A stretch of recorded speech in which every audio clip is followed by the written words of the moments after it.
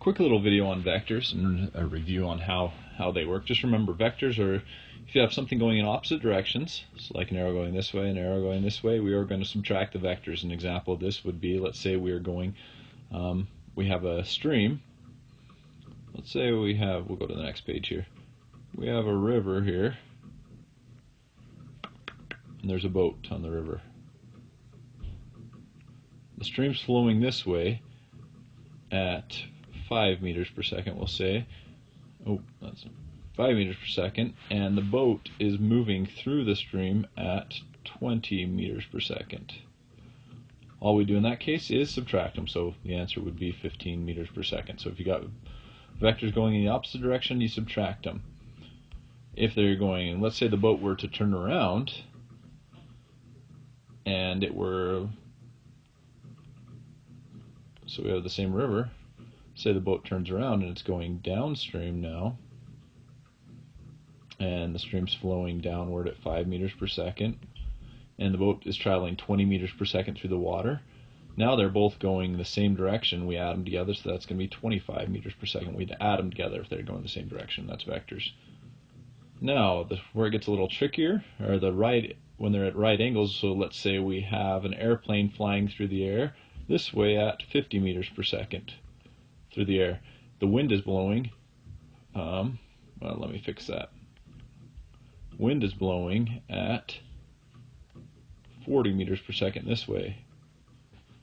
So in that case, remember, we never do tip to tip. We always do tip to tail or tail to tip.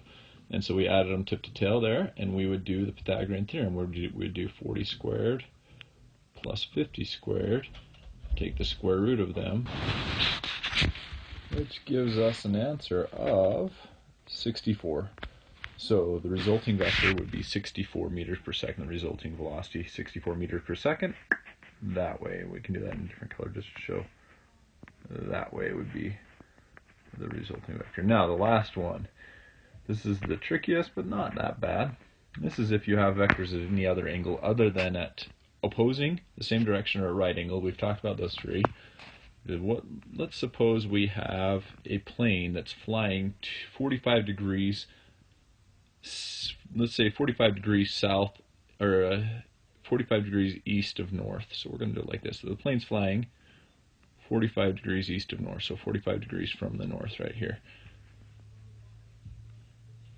And there is a wind coming directly from the west. So let's say it's 45 degrees west to north at, we'll say, 100 meters per second.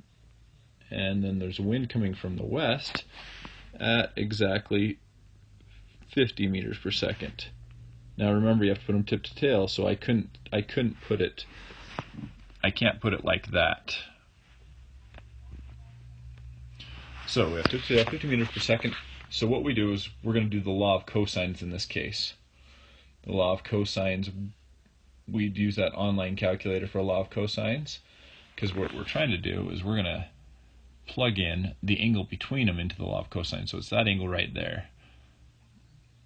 So the law of cosines is a squared plus b squared minus 2ab cosine theta. So the theta is this angle right here. But we're going to use that law of cosines calculator. So first we have to find that theta, though. We have 45 degrees right here. Right here is 45 degrees, and then this angle right here is going to be 90. And so I just add 45 to 90, and that's going to be our 135 degree angle between our two vectors. So what we do is we plug it into we plug our A side in, which in this case is 100, our B side in, which is equal to 50, and our theta in, which is equal to 135, and that will give us this last one right here, what we actually need, that vector. And so when we plug all that into our law of, we get a velocity of 139 meters per second, or 139.9, so we'll say 140 meters per second is the resulting velocity of those vectors.